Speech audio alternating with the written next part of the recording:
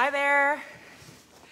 We will give you guys just a minute to log on and try to find us. We are going to chat about how to take care of your rawhide products tonight. So romal reins, headstalls, basils, basilitas, and we have some that we have just added to our shop. So we're going to give you a quick preview of what we have in our shop.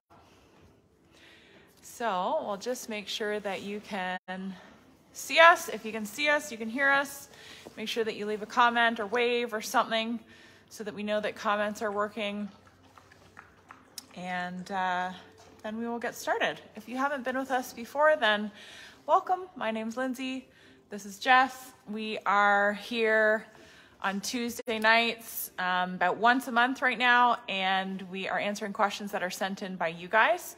We are based out of London, Ontario. We have a farm here where Jess does most of the training, I do most of the teaching, and we also have some online education that we are doing that you can find by going to our website, hayescofel.performancehorses.com. Looks like a few of you guys are finding us now. Can somebody just leave a comment or wave or something so that we know that those are working? If you have questions or comments as we go along, you can leave those here and we'll try to answer them while we're live. If we don't get to them while we're live, we will try to get to them afterwards. We'll come back and try to answer those comments after the fact. Oh, good. Okay. Okay, so Pat says she can hear and see us, but we're breaking up a little bit. That might be your internet connection, Pat. Hi, Linda. I see Ed's on here. All right, we got to teach Ed how to take care of his rawhide products. Does he have a set of romals? Leather ones. He has leather ones. Okay. Okay. Cool. Okay. Thanks for being here with us, you guys. We're gonna get started.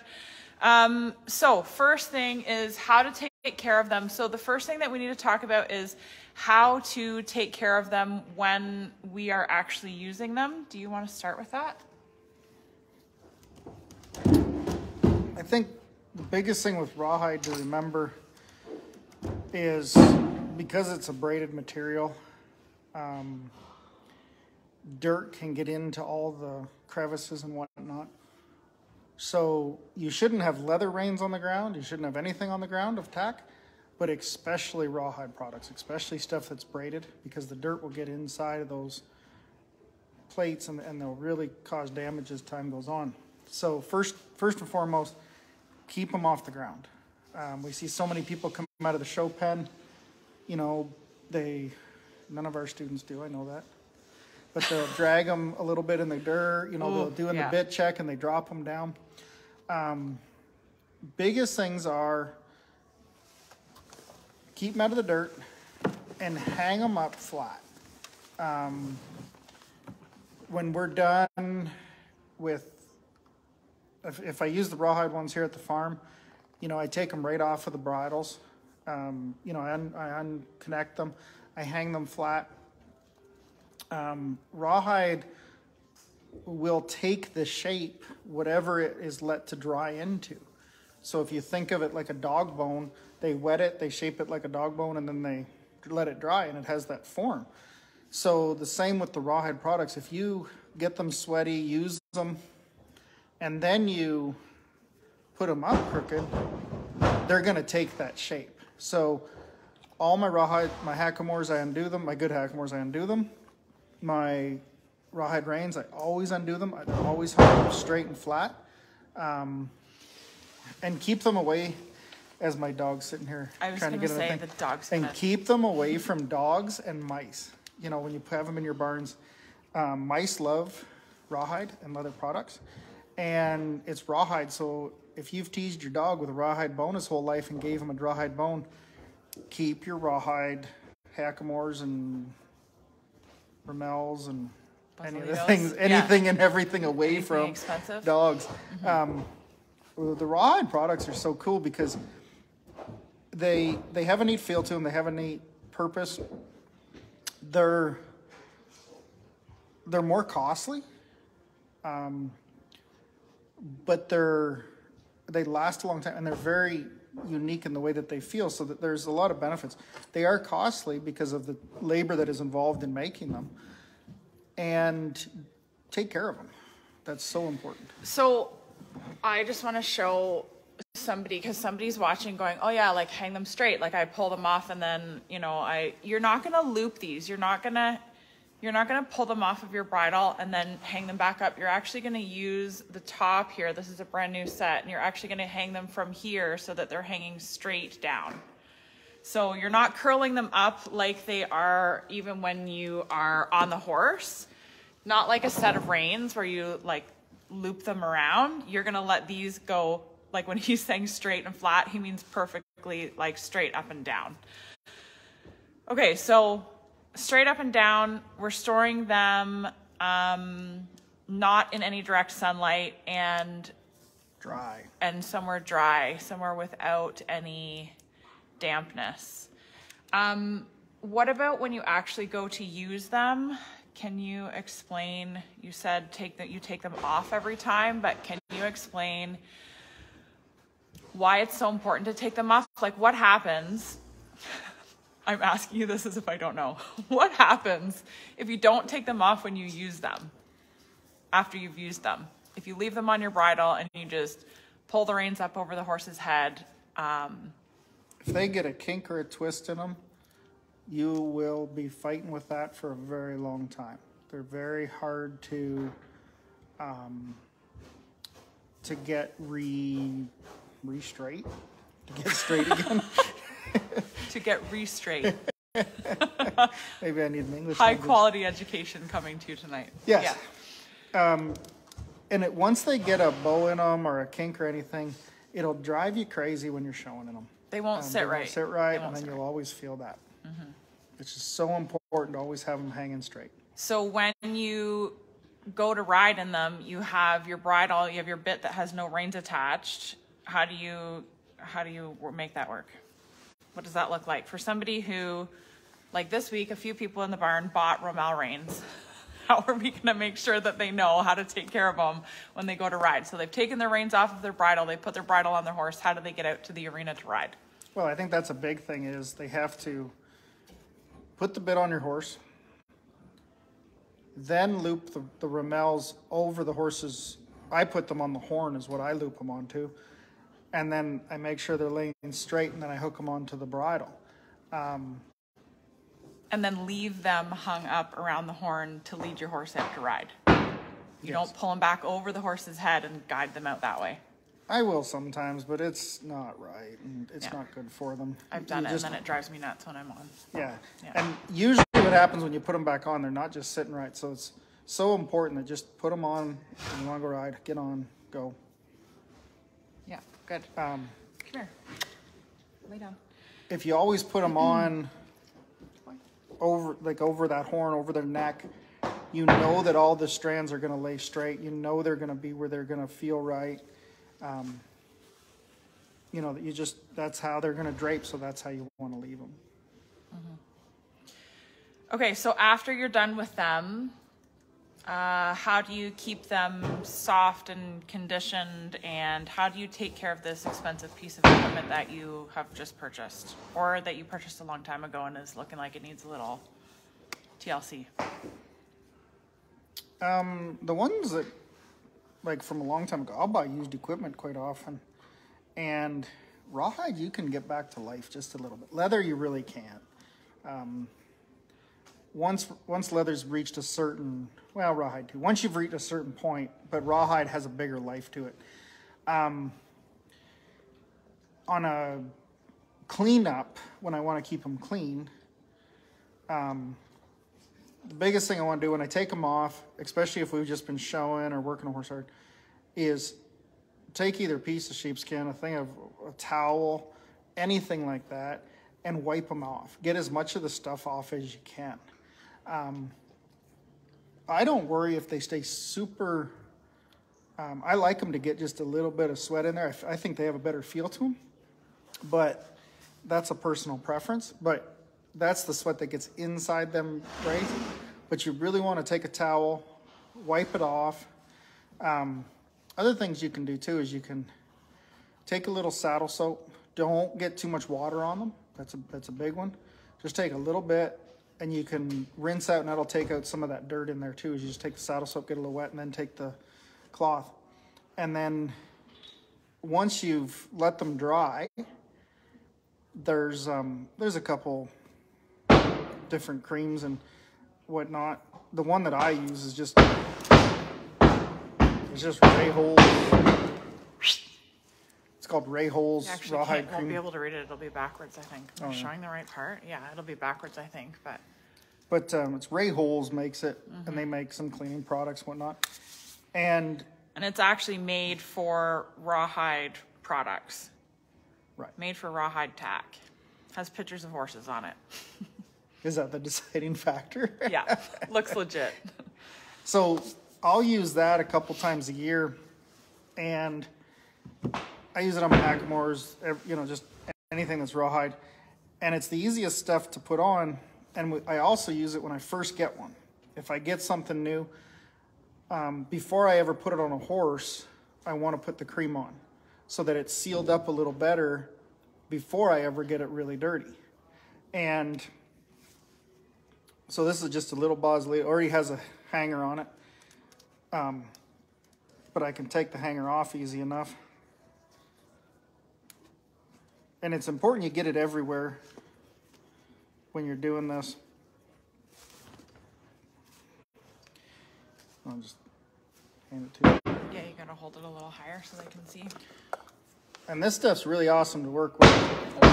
You just get some on your finger, and literally all you need to do is just coat it everywhere and just rub it in. And Hold your hands up a little higher so I can see. The more you rub it in with your hands, the temperature of your hands softens everything up and really gets it in there. And you put a bunch of light coats on it. And depending on how dried out the rawhide is, or even the leather will be the same idea. If it's extremely dried out, you'll just have to come back more times. If I have the desired softness to it, then I know that's where it's going to be, and I just stop doing it. And I want to get the whole piece of equipment. If it's the rawhide, Ramels or a Basel or a hackamore, whatever it is, but I just work it in by hand, and then I hang it up and I come back and do it again tomorrow. And I don't make anything complicated about it. If there's a little too much on there, don't worry about it. You just rub it in tomorrow. Very, very complicated. Excellent. Excellent demonstration. You want to give me that, and I might as well just keep going. You're just going to keep going? I'm going to keep going. Okay.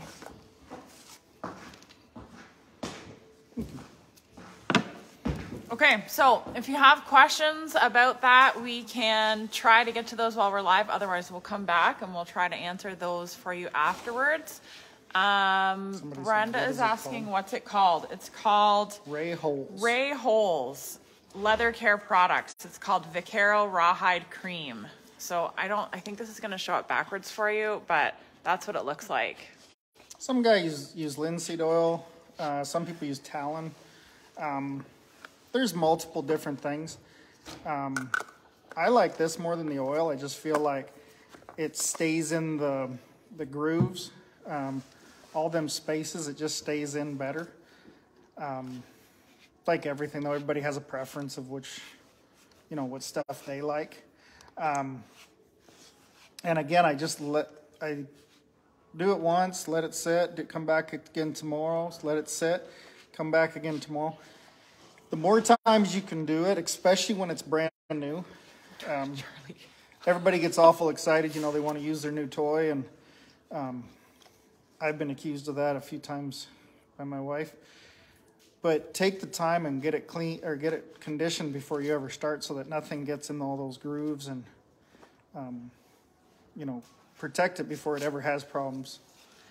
Michelle's asking, where do you get it? You can actually just get it on the internet. You can get it on the internet. Well, just go to Rawhide and they'll just sell you a thing of it. And, there's some places. There's some tack stores around that carry it, but the main thing is that you can get it anything anymore. You get it on the internet. And you'll have you'll have a jar of it for quite a while. You know, lots of people, when they come here, they'll just use mine, and I bet you I don't go through a jar every 2 years. But let's see here. Brenda's saying thank you. You're welcome. Ryan and Miranda are saying they jumped on late. Is there better brands than others? Do you mean about the Rawhide or the conditioner? Like Fabring's conditioner works. Like I say, linseed oil works. There's lots of different things that work. I just like the cream because it gets in all the crevices and it really seals that up really well. If I do it before. If I have, like I've bought some Rawhide products that I knew were pretty much dead. Then I'll use a little bit of the oil first, just because it's smaller and it can get in there just a little more. I think the biggest thing though is when you do it, you know, lots of people like to, you know, use a cloth. I think using your hand is the most important thing because it's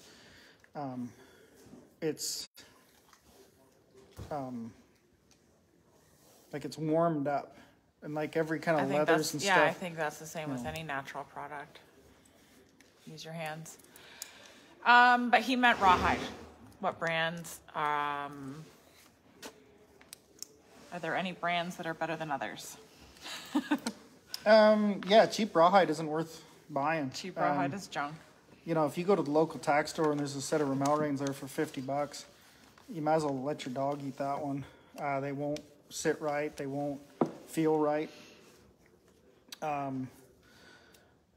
You know, I have multiple different braiders that have made hackamores for me over the years. You know, and then all the Rimmel stuff. I mean, I've had Choco stuff for, I don't know if it was my first set of Rawhide Rimmels, but I've had his stuff for years, and you know, we sell his stuff. The biggest thing you can tell good Rawhide braiding if it's smooth, if the edges are beveled. You know, it's like anything that somebody made. If it is good to feel, you know, it's worth it. If a lot of people will say to me, well, I'll buy a cheap set to see if I like them. Well, you ain't gonna like them. You know, it's like buying a car. You buy a cheap car, that ain't a whole lot of fun. You know, buy a good set. I believe it's the same with the saddles and the Rawhide stuff and the bits and everything. Buy a good one, and you'll really like it a lot more for the Rawhide stuff.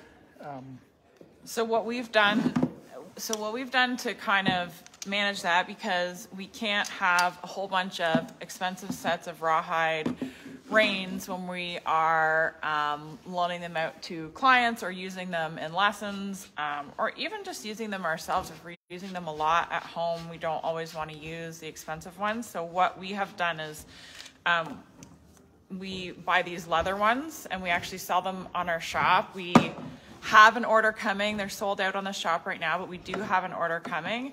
But the rolled leather ones are actually quite nice. They're quite effective, and they are a much lower price point than a good set of the Rawhide ones. They're right around $100, so they're quite reasonable, and you don't have to worry as much about how you take care of them.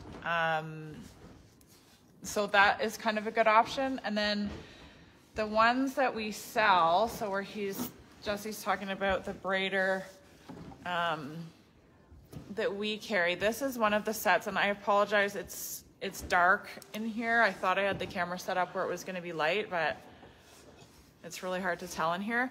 But this is one of the sets that we sell, and if you look at that, you can see how nicely braided those are, how much symmetry there is. It almost looks like it's done by a machine here, but this is all done by hand.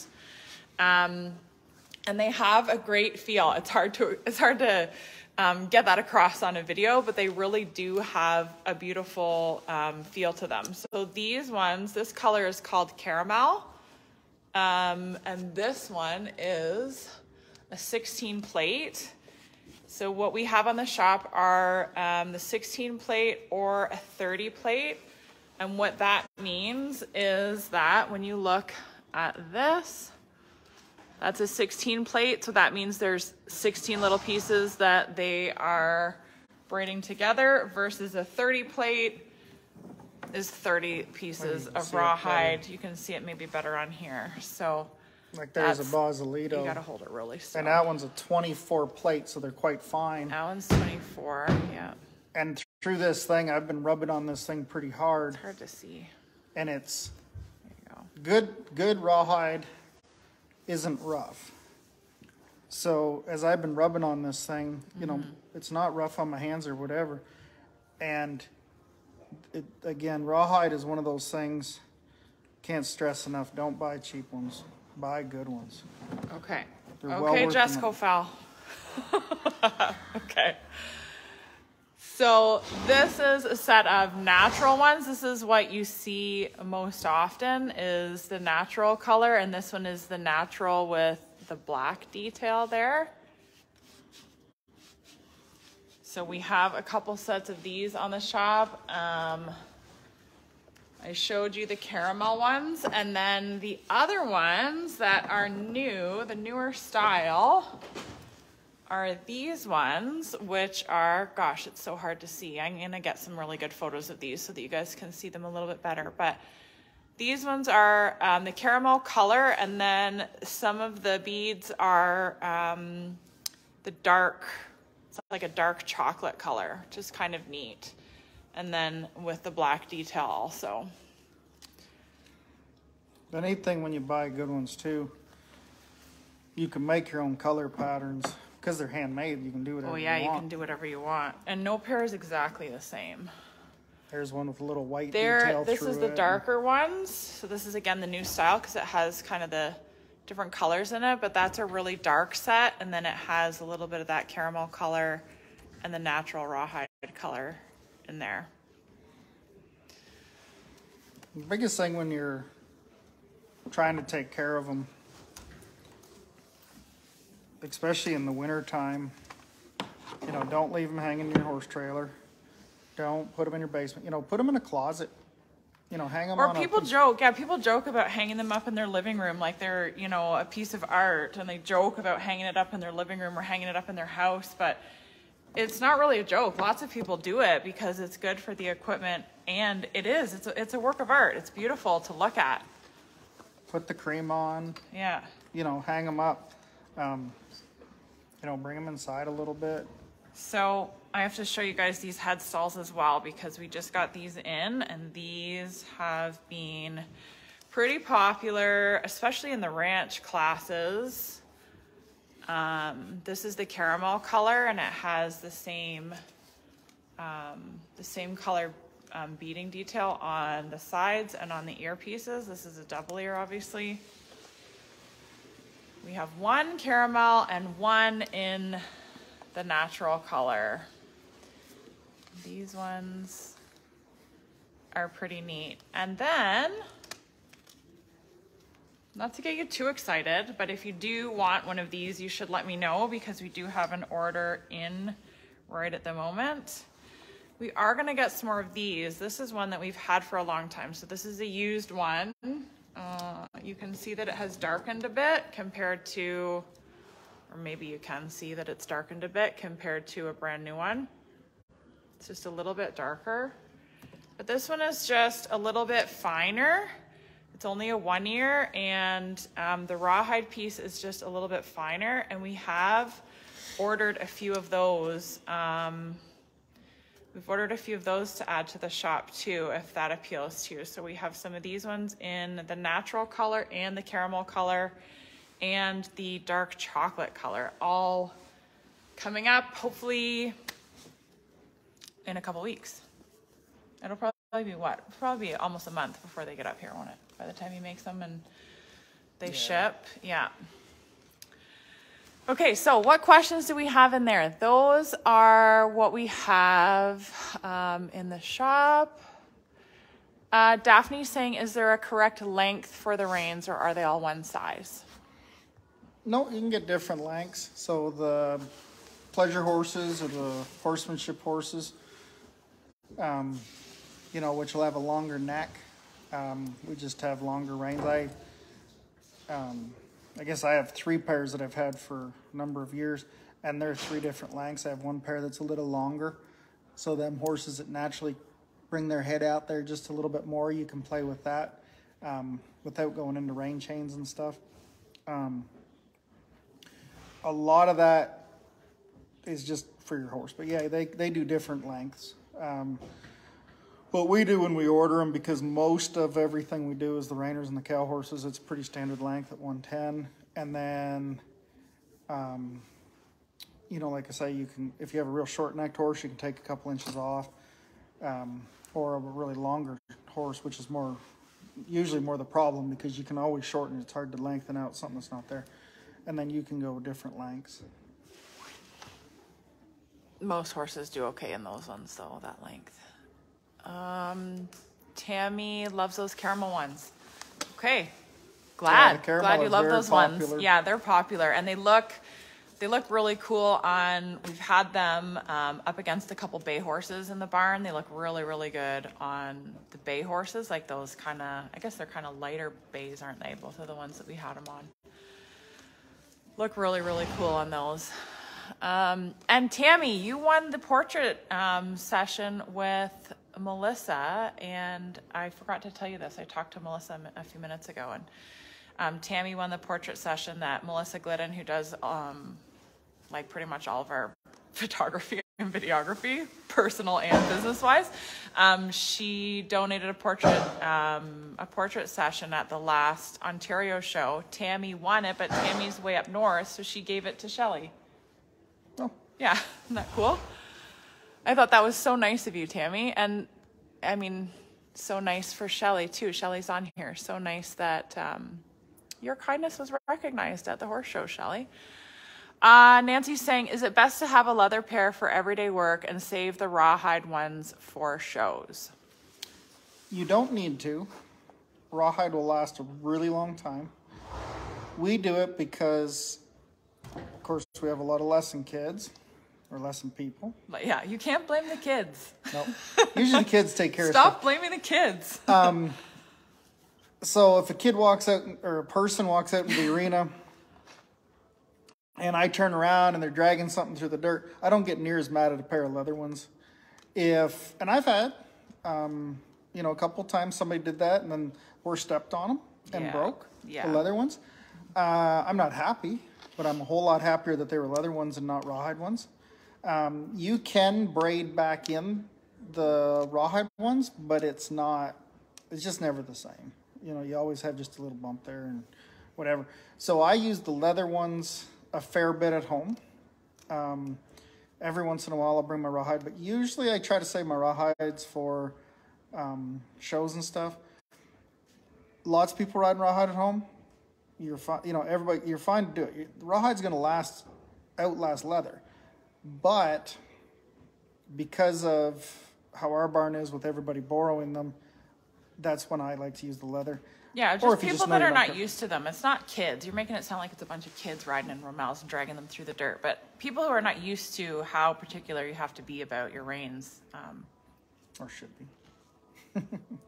Yeah. Well, I mean, what's a good set of leather reins, you know, is less than $100, whereas a set of these are, you know, over 600. So it makes sense to either have a $100 pair that you're using all the time that you don't worry about so much, or to just take really, really good care of the ones that you do have.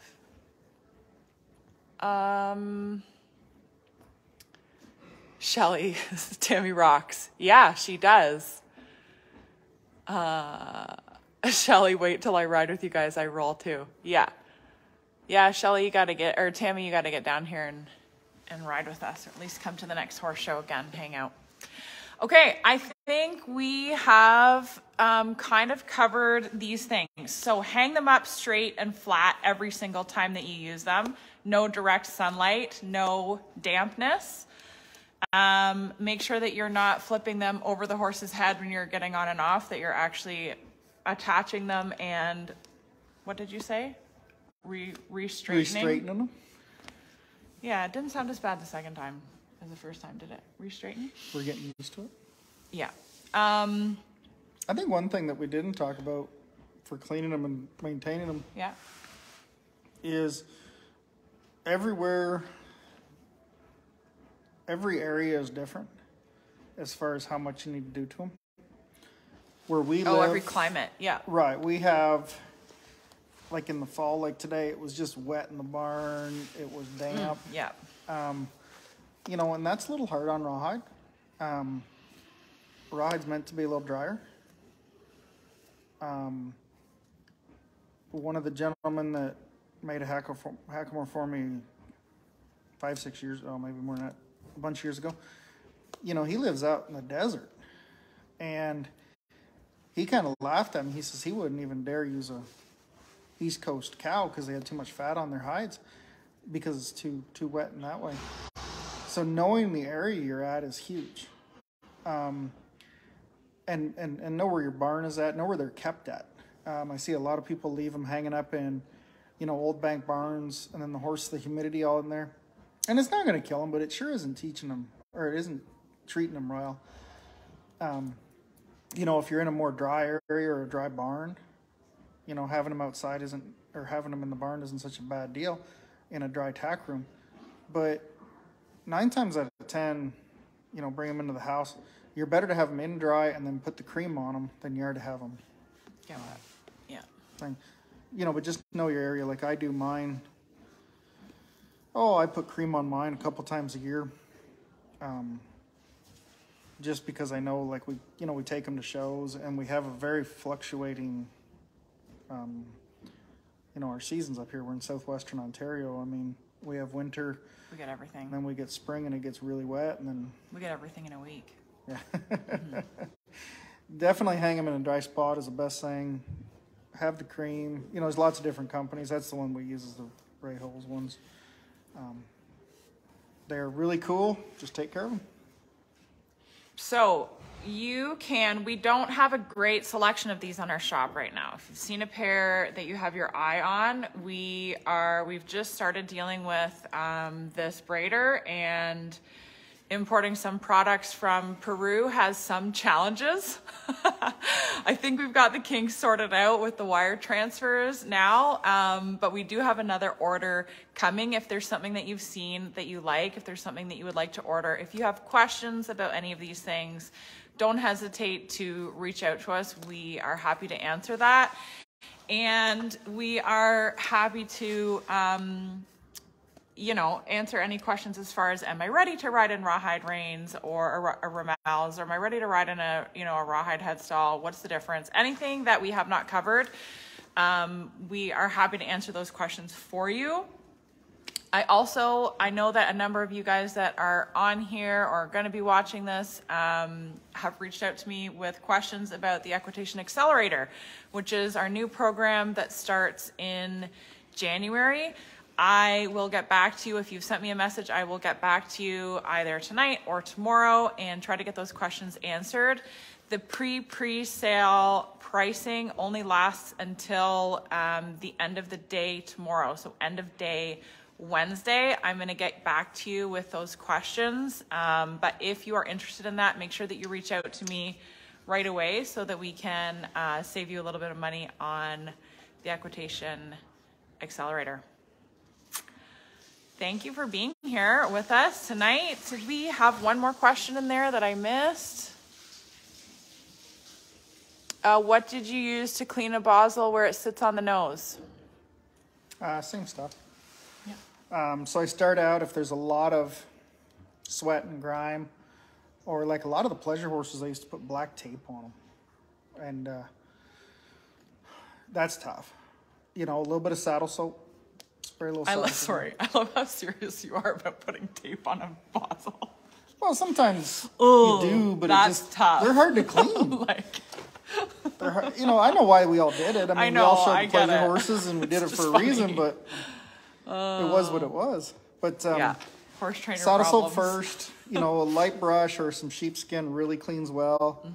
To take all that gook off, and then just put some cream on over that. That cream's perfectly fine on their nose. Like I just put that little hanger back on that Bosalito, and I'll still rub some on there. But that cream isn't going to hurt the horses, and it sure ain't going to hurt if you have a leather. Just wipe it down, yeah. You know, go that way. Yeah. Big thing is keep them clean periodically. It does really well. Once you start getting in there, like let's say use a toothbrush or a soft brush, anything like that, you're going to get some out, but you're going to push some more into those that braiding. So you really want to watch how you do that and try to always bring it out. And it's not easy, especially if it's an old one that has some fair amount of gook on there. And then just put the cream on it, or conditioner, like the Febreze conditioner or linseed oil, whatever. And just rub that in there real good and do that a couple times. Good. Okay, thanks for being here with us. Leave your questions. We will get back to you, and we will let you know when our next Facebook Live is going to be. Good night, guys. Have a good night.